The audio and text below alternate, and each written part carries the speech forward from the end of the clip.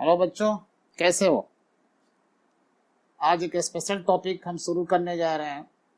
ये +2 के विद्यार्थियों के लिए काफ़ी लाभदायक है। जो लोग हमारे +2 के बोर्ड के एग्जाम देने जा रहे हैं उनके लिए काफ़ी फायदेमंद है यह टॉपिक। आप सब जानते हैं कि जब पार्टनरशिप का डिसोल्यूशन होता है तो पार्टनरशिप डिसोल्यूशन में बहुत सारे टॉपिक आते हैं। उसमें एक और टॉपिक आता है वर्कमैन कंपनसेशन रिजर्व या फंड। ये टॉपिक लिखा हुआ है डिसोल्यूशन ऑफ पार्टनरशिप फर्म। ये +2 है, मतलब 12वीं के लिए टॉपिक है। ये जो लोग अभी बोर्ड देने जाएंगे उनके लिए। ये हेडिंग हमारा है वर्कमैन कंपनसेशन रिजर्व या फंड। ये है क्या चीज, इसकी मीनिंग क्या है? ये जो कंपनसेशन है हिंदी में हम लोग क्षतिपूर्ति कह सकते हैं। किसी नुकसान का भरपाया, किसी क्षति की पूर्ति, पूरा। और ये है वर्कमैन। आप समझते हैं अलग अलग वर्ड नहीं है, एक वर्ड है। जो लोग काम करते हैं कंपनियों में, कामगार हैं, श्रमिक हैं, मजदूर हैं, उनको हम लोग अंग्रेजी में वर्कमैन कहते हैं। तो किसी कंपनी में या फैक्ट्री में या किसी ऑर्गेनाइजेशन में जो कामगार लोग हैं, जो मजदूर हैं, जो श्रमिक हैं, वो काम करते हैं। और बिल्कुल नेचुरल है कि काम करते समय हो सकता है किसी वजह से उनको कोई नुकसान पहुंच जाए, कोई इंजरी हो जाए, कोई घटना दुर्घटना हो जाए। और जाहिर ऐसा हो सकता है उनको 8 घंटे 10 घंटे ड्यूटी पर काम करना पड़ता है। मशीनें चलती हैं, वो कई तरह के गैसेस वहाँ पर हो सकती हैं, कई तरह के पाइप हो सकते हैं, मशीन में ब्लास्ट हो सकता है, गैस लीक कर सकते हैं, वहाँ कुछ भी हो सकता है काम के दौरान। तो इस पोजीशन में जहां मजदूर काम कर रहे हैं या कामगार काम कर रहे हैं, उस फैक्ट्री में कोई भी घटना दुर्घटना होने के चलते उस मजदूर को भी नुकसान हो सकता है, फिजिकली हर्ट हो सकता है। वो मजदूर जो मशीनों पर काम करते हैं, मशीन से चोट लग सकती है, घायल हो सकते हैं, उनके बाजू कट सकते हैं, गैस लीक कर सकती है, वहां से गैस के चलते वो बेहोश हो सकते हैं। मतलब कोई ना कोई इंजरी उनको हो सकती है। तो डेली जाना है, वही काम करना है। तो इस इंजरी से मशीन पर काम करते समय कोई दुर्घटना होने से जो नुकसान, जो क्षति वर्कमैन की होगी, उस क्षति का पूर्ति कैसे ये लोग कराएंगे? तो मजदूरों को या वर्कमैन को जो नुकसान होता है काम करते समय ड्यूटी के दौरान, जो नुकसान होगा, जो क्षति होगी, वो पूरा कौन करेगा? वो मालिक करेगा पूरा। वो जो ऑनर है, संस्था के जो ऑर्गेनाइजेशन के ऑनर हैं या फैक्ट्री के जो मालिक लोग हैं, वो मालिक लोग ऐसे क्षति होने की पूर्ति करने के लिए उत्तरदायी हैं। थोड़ा और आगे बढ़ाते हैं। इसके संबंध में सरकार ने कानून बना रखे हैं। कानून को बीच बीच में कई बार रिवाइज किया गया, अमेंड किया गया कानून को। उसको हम लोग कहते हैं वर्कमैन कंपनसेशन एक्ट। ये कई बार बीच बीच में संशोधन किया गया कानून का। कानून बनाने का एक ही मकसद है कि मजदूरों को जिसका नुकसान हो जाए काम करते समय कोई घटना दुर्घटना में, तो उसकी क्षति को कैसे मालिकों से पूरा करवाया जाए। मालिक ऐसे सामान्य परिस्थिति में पूरा नहीं करते। नुकसान हो गया, मजदूर जाए बेचारा, वो गरीब आदमी है। इसलिए सरकार ने कानून बनाकर मालिकों को मजबूर कर दिया कि आप मजदूरों को जो क्षति हुई उसको पूरा करें। इसलिए इसका नाम रखा गया वर्कमैन कंपनसेशन एक्ट। लेकिन यहाँ पर एक वर्ड आ गया है रिजर्व या फंड। अब ये होता कैसे? कानून से बाध्य होकर जो मालिक हैं कुछ तो करेंगे। वो जानते हैं कि कानून जब बना है तो कभी न कभी होता रहेगा घटना दुर्घटना, मजदूर क्लेम करेंगे कि बाजू कट जाए, हाथ कट जाए, पाँव कट जाए, चोट लग जाए, कुछ भी ऐसे हो जाए, इंजरी, बड़े इंजरी हो जाए, तो उससे जो मजदूरों को नुकसान होगा उसकी पूर्ति मालिकों को करना है। बात समझ में आ गई? कानूनी रूप से करना है। कानूनी रूप से करना है तो बातचीत के दरमियान अपने से आपस में समझौता करने के बाद पूरा कर दें। या नहीं मानेंगे तो फिर मजदूर क्या करता है, केस वगैरह करेगा। उससे बेहतर है केस का चक्कर पड़े, आप पेमेंट आराम से कर दीजिए। तो दोनों में लफड़ा कहाँ होता है? एक तरफ जो वर्कमैन हैं ज्यादा क्लेम करते हैं, उनका जो नुकसान हो गया, जो क्षति हो गई, उसकी ज्यादा पूर्ति करवाना चाहते हैं मालिक से। और दूसरी तरफ जो मालिक हैं वो पूरी राशि देने को राजी नहीं है, तो जाहिर सी बात है विवाद बढ़ेगा उनके बीच में डिस्प्यूट बढ़ेगा, फिर केस मुकदमे की बात आएगी। चाहे केस मुकदमा के बाद उनको देना पड़े क्षतिपूर्ति या केस मुकदमा से पहले आपस में राय करके दे दें, बस देना है। अगर मजदूरों की या वर्कमैन की क्षति हुई काम करते समय, तो जो उनकी क्षति हुई एक एस्टिमेटेड अमाउंट मालिकों द्वारा मजदूरों को दी जाएगी। एक प्रकार के दायित्व दिखाई पड़ रहा है इसमें। तो जब ये दायित्व बनता है, लेकिन कब दायित्व बनेगा, कितना दायित्व बनेगा, ये पता नहीं है, ये कंफर्म नहीं है, ये निश्चित नहीं है, लेकिन ये दायित्व बनेगा। कभी भी किसी मजदूर के साथ दुर्घटना हो सकती है और वो क्लेम कर सकता है, बट कितना बनेगी दायित्व की राशि, कब दुर्घटना होगी, कितना अमाउंट आएगा, ये तय नहीं है। तो इस अनिश्चित पोजीशन के लिए, अनिश्चित दायित्व के लिए जो कंपनी है अपने अकाउंट के माध्यम से जो इनका सालाना प्रॉफिट होता है, अपने वार्षिक प्रॉफिट का एक हिस्सा, अपने वार्षिक लाभ का एक हिस्सा, कह सकते हैं कि लाभ का थोड़ा थोड़ा हिस्सा एक फंड बना करके उसमें ट्रांसफर करती हैं। और वो फंड किस लिए बनाती हैं? एक फंड बनाती हैं या एक रिजर्व बनाती हैं, वो काहे लिए बनाती हैं? ताकि जब मजदूरों द्वारा ये क्लेम किया जाए, कंपनसेशन की मांग की जाए, तो हम उसी फंड से उस मांग को पूरा कर सकें। तो ये किससे बना कि प्रॉफिट के वह भाग, लाभ का वह भाग जो मजदूरों के क्षति होने पर पूरा करने पर जो दायित्व खड़ा होगा, उसको भुगतान करने के लिए तैयार करते हैं, उसे हम लोग वर्कमैन कंपनसेशन रिजर्व या फंड कहते हैं। देखिए मोटा मोटी लिखा हुआ, ये रिजर्व या fund created out of profit, जो प्रॉफिट हमारा होता है हर साल का, उससे ही तैयार किया जाता है। काहे करते हैं? To discharge liability claimed against workman compensation. जो वर्कमैन कंपनसेशन जो क्लेम किया जाएगा, उसको डिस्चार्ज करने के लिए, उस दायित्व से छुटकारा पाने के लिए इसी फंड का इस्तेमाल किया जाएगा। अब ये फंड हो गया हमारा, कब इस्तेमाल होगा? जब दायित्व का क्लेम किया जाएगा। क्लेम नहीं किया जाएगा, ये फंड जस के तस रहेगा, या जब व्यापार बंद हो गया तो साझेदार लोग बांट लेंगे आपस में, क्योंकि अब व्यापार ही नहीं है, काम कहाँ से होगा फिर? अब क्लेम आने कोई मतलब नहीं है, तो इसको सभी साझेदार आपस में बांट लेंगे अपने रेशियो में। ये बात हो सकती है। अगर क्लेम आ जाता है, अब यहाँ बड़ा मुश्किल है। देखिए जब क्लेम आता है तो क्या होगा? पहली बात, हम जो बैलेंस शीट में देखेंगे, जब पार्टनरशिप फॉर्म का डिसोल्यूशन हो रहा है तो बैलेंस शीट दिया रहता है। उस बैलेंस शीट में हम लोग देखते हैं कि क्या उसमें वर्कमैन कंपनसेशन रिजर्व या फंड है। अगर है उसमें, तो फिर देखते हैं क्या किसी मजदूर ने अपना क्लेम ठोका, किसी इस तरह का दायित्व हमें है जो चुकाना है। अगर दायित्व है तो देखते हैं, कई केसेस बनते हैं कि ये कंपनसेशन फंड है या रिजर्व है और दायित्व है, इन दोनों के आपस में क्या संबंध है। तो कुछ केसेज हैं या सिचुएशन है, उस सिचुएशन के हिसाब से हम अकाउंटिंग ट्रीटमेंट करेंगे। अब हमने मोटा मोटी समझ गए, अगर फिर दोहरा देते हैं कि प्रॉफिट के एक हिस्सा को मजदूरों के क्षतिपूर्ति के लिए जो रिजर्व हम तैयार करते हैं, जो फंड तैयार करते हैं, उसी फंड का नाम है वर्कमैन कंपनसेशन रिजर्व या फंड। अब इसका प्रयोग कहाँ करते हैं? जब कोई मजदूर अपने क्लेम करता है, वो दायित्व हमें चुकाना है, तब इसका प्रयोग करते हैं फंड का। अगर दायित्व नहीं चुकाना है तो पूरा फंड मालिकों को वापस चल जाएगा, वापस में बांट लेंगे इस चीज को। तो एक केस देखते हैं, जब इसका अकाउंटिंग ट्रीटमेंट क्या करना है।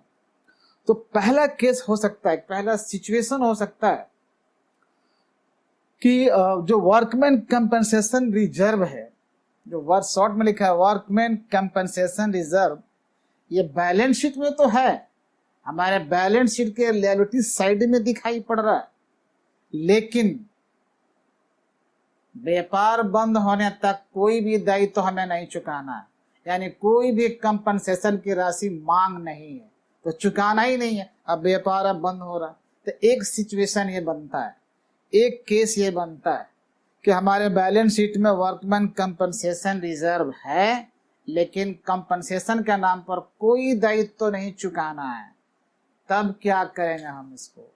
तो वैसे हालत में इसका अकाउंटिंग ट्रीटमेंट हम करेंगे कि उसकी जो पूरी राशि है इस रिजर्व की ट्रांसफर कर देंगे, पूरी राशि ट्रांसफर कर देंगे पार्टनर्स के कैपिटल अकाउंट में या उनके करंट अकाउंट में। अगर करंट अकाउंट नहीं है तब कैपिटल अकाउंट में चला जाएगा।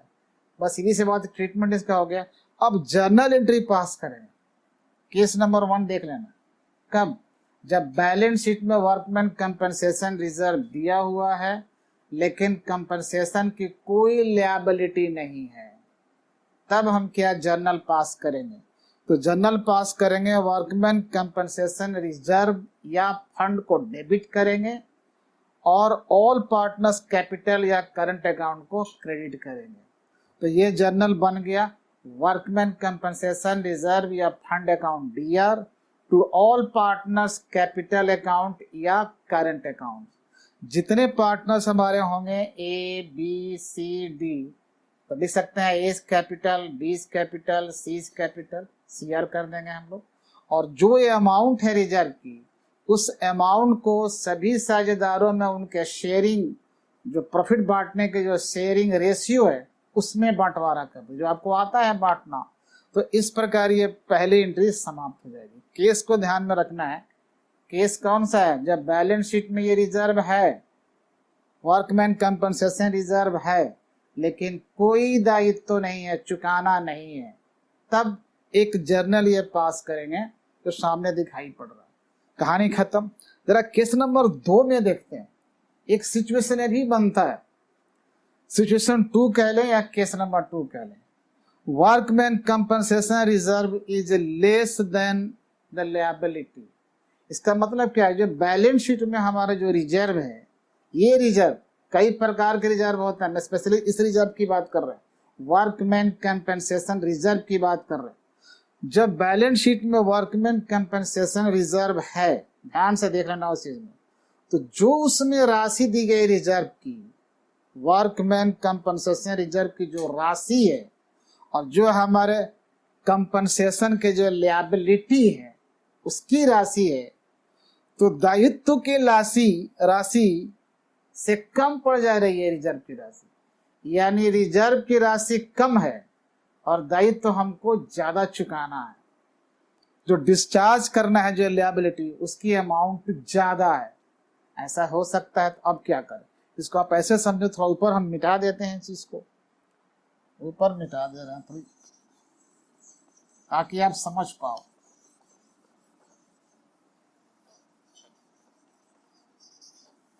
केस नंबर 2 की बात हम कर रहे हैं।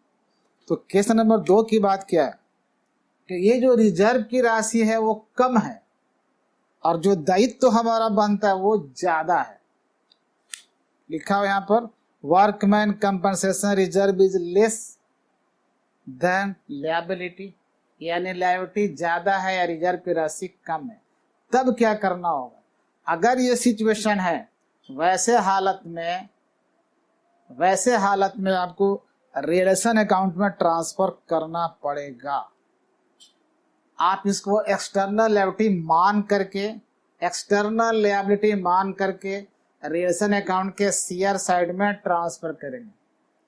सीआर साइड में पूरी राशि ट्रांसफर कर, लिखा है the whole amount of workman compensation reserve transfer as external liability. External मतलब बाहरी, लिएबिलिटी टू रिलेशन अकाउंट। जब दायित्व की राशि अधिक है और वर्कमैन कंपनसेशन रिजर्व की राशि कम है, वैसे हालत में अकाउंटिंग ट्रीटमेंट करेंगे हम लोग। इस रिजर्व की पूरी राशि रिलेशन अकाउंट के सीआर साइड में बाहरी दायित्व जैसे मानकर ट्रांसफर कर देंगे और जितना पेमेंट देना है, जितने वो लिएबिलिटी की राशि है, उसको सीआर साइड से पेमेंट कर देंगे। लिखा है सेकेंड पॉइंट में, show the payment of actual liability as cash और bank on DR side of relation account. Relation account के डीआर साइड से दायित्व की राशि जितनी बनती है उसका पेमेंट कर देंगे। वो पेमेंट होगा कैश के नाम पर या फिर बैंक के नाम पर। यानी दोनों काम किया हमने। जब इस रिजर्व की राशि कम है और कंपनसेशन पे हमको ज़्यादा करना है, दायित्व तो ज़्यादा है, वैसे हालत में इस रिजर्व की पूरी राशि रियलाइजेशन अकाउंट के शेयर साइड में लिखेंगे और जितना हमें पे करना है दायित्व की राशि उसको डीआर साइड से पे कर देंगे, कहानी खत्म हो जाएगी। तो इस प्रकार ये दूसरा केस भी खत्म हो गया। मिटा देते हैं दूसरा केस।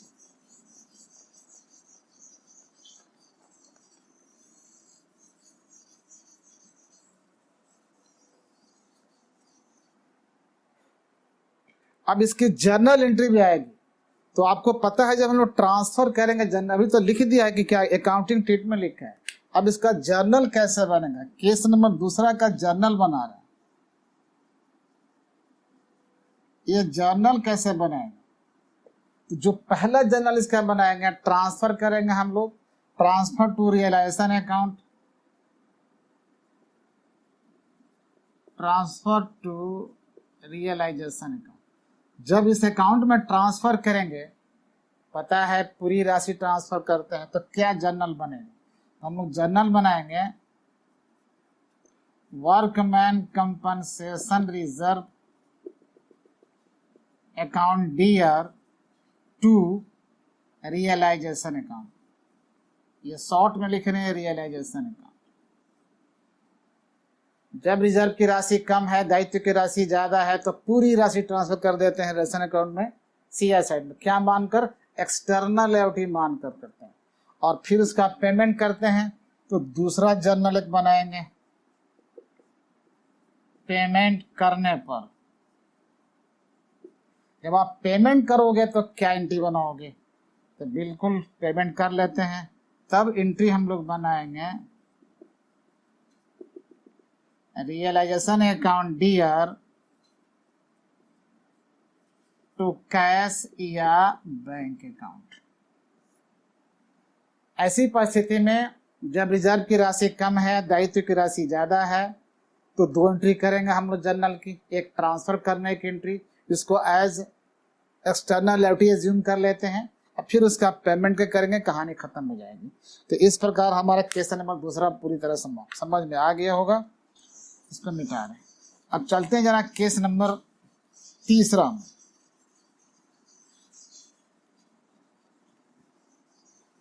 केस नंबर तीसरा, केस नंबर तीसरा में ऐसा हो सकता है जो वर्कमैन कंपनसेशन रिजर्व की राशि है वो अधिक है। पहले दूसरा नंबर केस में क्या था, राशि कम थी। तीसरे केस में ऐसा भी हो सकता है कि वर्कमैन कंपनसेशन रिजर्व की राशि ज्यादा है और दायित्व की राशि कम है। तो हम लोग केस तीसरा लिख सकते हैं। यहाँ लिख सकते हैं वर्कमैन कंपनसेशन रिजर्व अधिक है। एक सिंबल दे सकते हैं मोर देन लिएबिलिटी, ये ग्रेटर देन का सिंबल है मैथमेटिक्स में। तो workman compensation reserve is greater than liability, ये ज्यादा हो गया रिजर्व और चुकाना हमको कम है। तब क्या करेंगे, जब ये सीन आपको आएगा तो जितने दायित्व की राशि है, जितने राशि चुकाने वाली है, जो दायित्व है मेरे ऊपर, उतने ही राशि इस रिजर्व से ले लीजिए और उसको ट्रांसफर कर देना है कहाँ में, रियलाइजेशन अकाउंट। जितनी राशि दायित्व की है उतने चुकाना है, उतने ही राशि आप रिजर्व से ले लीजिए और उसको ट्रांसफर कर दिए रियलाइजेशन अकाउंट में। और जो शेष राशि इसकी बच जाएगी, वर्कमैन कंपनसेशन रिजर्व की जो राशि बच जाएगी कुछ, उसको सीधे सभी पार्टनर के कैपिटल अकाउंट में या उनके करंट अकाउंट में ट्रांसफर कर देते हैं। क्योंकि जितना लायबिलिटी है वही चुकाएंगे, उसके बाद भी ये बच जाएगा। तो बच क्योंकि ज़्यादा है ये, तो जब बच जाएगा तो इसके बैलेंस जो है उसको कैपिटल अकाउंट में ट्रांसफर कर देंगे, सभी शेयरधारक को उनके रेशियो में बांटते हुए। तब क्या होगा, वैसे हालत में जो पहला जर्नल बनाएंगे वो ट्रांसफर करेंगे हम लोग कितना, तो जर्नल बना रहे हैं। तो पहला जर्नल बनाएंगे हम लोग ट्रांसफर करने के, ट्रांसफर टू रियलाइजेशन अकाउंट। इसमें करना होगा तो कैसे करेंगे? ध्यान रखना, अमाउंट ये ज्यादा है, यही खास बात यहीं पर है, ये ज्यादा है रिजर्व का अमाउंट और दायित्व तो कम है। तो ट्रांसफर करते हैं तो एक एंट्री बनाएंगे हम लोग, workman compensation reserve account dear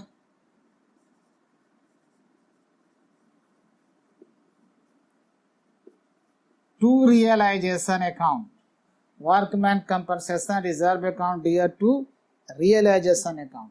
लेकिन अमाउंट कितना लिखना है, एक संकेत हम दे देते हैं इसमें। अमाउंट जो हमको लिखना है, amount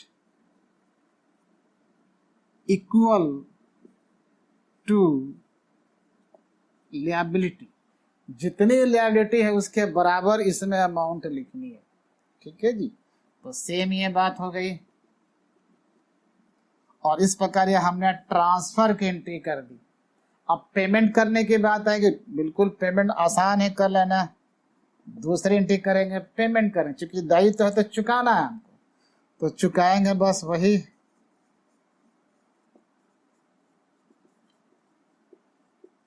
relation account debit to cash या बैंक,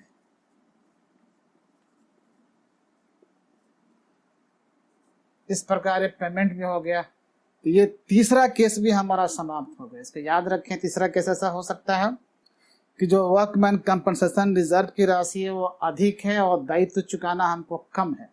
तो जितना हमको दायित्व चुकाना है उतना हम ट्रांसफर करते हैं रिलेशन अकाउंट में, और जो बैलेंस बच जाता है उसको हम कैपिटल अकाउंट में ट्रांसफर कर देंगे।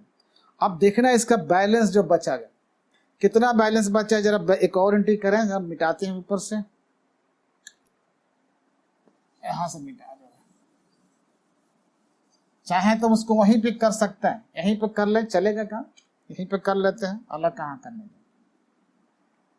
दायित्व तो चुका दिया हमने, कितना चुकाया होगा, जितनी दायित्व की राशि है उतना तो चुका दिया, फिर भी बैलेंस बचा होगा, तो जो बैलेंस बचा सभी पार्टनर्स में ट्रांसफर कर दिया।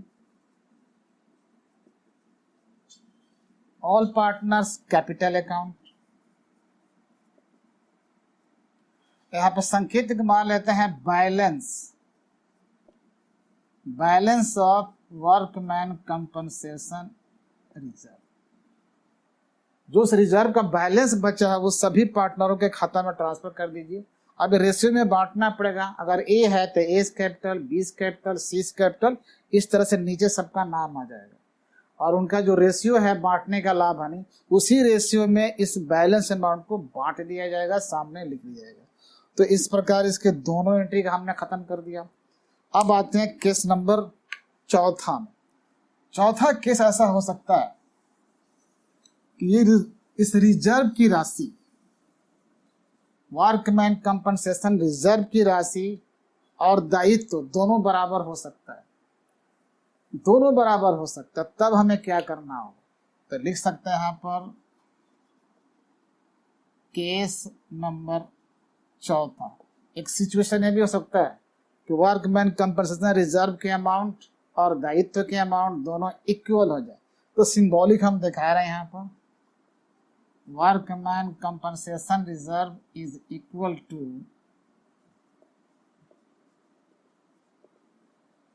लिएबिलिटी। ऐसा हो सकता है कि बैलेंस शीट में जो रिजर्व की राशि दिया है, बैलेंस शीट में जो वर्कमैन कंपनसेशन रिजर्व की अमाउंट है और जो हमें कंपनसेशन के अमाउंट पे करना है, ये दोनों संजोग से बराबर हो जाए। हालांकि ऐसा होना बड़ा मुश्किल है, लेकिन अगर मान लेते हैं हो जाए तो क्या करें। अगर ये दोनों अमाउंट आपस में बराबर हो जाए तब सिंपल सी बात है, सीधे पहले एंट्री पास कीजिए ट्रांसफर करने की। तो जर्नल हम लोग बनाते हैं, पहला जर्नल रियलाइजेशन अकाउंट पर ट्रांसफर करने की, तो लिख सकते हैं यहाँ पर ट्रांसफर टू रियल अकाउंट। कैसे ट्रांसफर करेंगे, एंट्री बना दीजिए,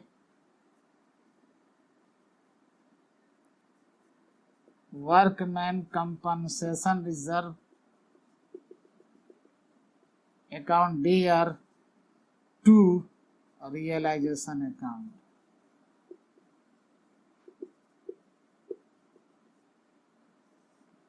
पूरा अमाउंट लिख दीजिए, फुल अमाउंट, दोनों बराबर है, फुल अमाउंट लिख दिया। अब इसको चुकाने की बात आएगी, पे करने की बात आती है। चूंकि दायित्व है तो चुकाना है, तो चुका दीजिए रिलेशन अकाउंट में। तो एंट्री बनेगी, चलिए पेमेंट वर्ड लिख दें इसमें,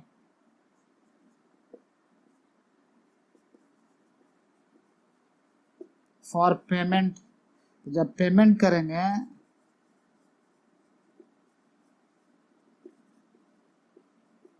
तो relation account debit to cash या बैंक,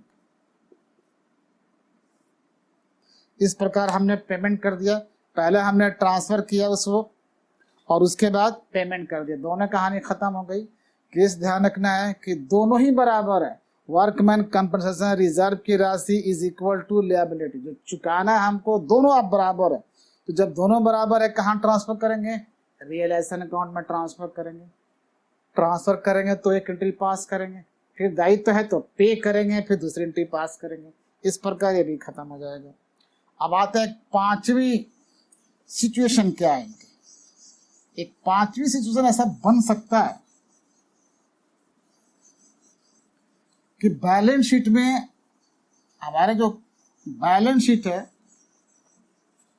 उसमें वर्कमैन कंपनसेशन रिजर्व है ही नहीं। There is no workman compensation reserve in our balance sheet in the given question. तब क्या करें?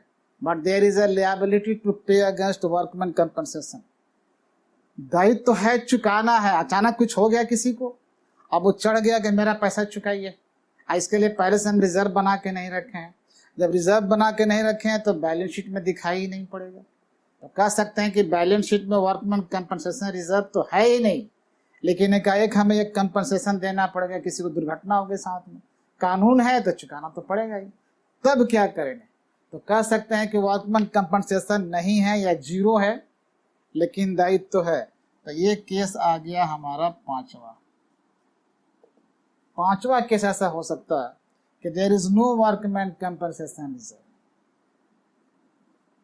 No workman compensation reserve in balance sheet, but liability as compensation। Balance sheet में है नहीं ये रिजर्व, हमने रखा ही नहीं था, जो भी हो, जैसे जो भी कारण हो, लेकिन अब तो दायित्व तो खड़ा हो गया, चुकाना है हमें, तब चुकाना तो पड़ेगा ही, कानून का फंडा है यहाँ पर। जब चुकाना है तो क्या करेंगे? इसको आप ऐसे मान के चलना कि ये अनरिकॉर्डेड लिएबिलिटी है, हमारे बैलेंस शीट में था ही नहीं तो अनरिकॉर्डेड है। चुकाना पड़ गया तो चुकाते, हम लोग बहुत सारा अनरिकॉर्डेड लिएबिलिटी चुका रखे हैं पहले भी, तो ठीक वही ट्रांसफर करने की बात इसमें नहीं आएगी। तो बस एक ही जर्नल आपको बनाना पड़ेगा ऐसे हालत में,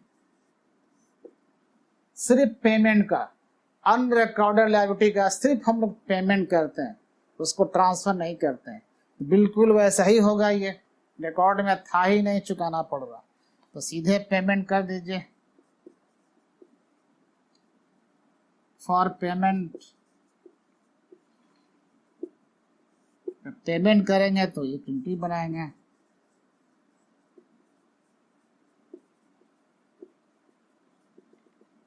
रियलाइजेशन अकाउंट डियर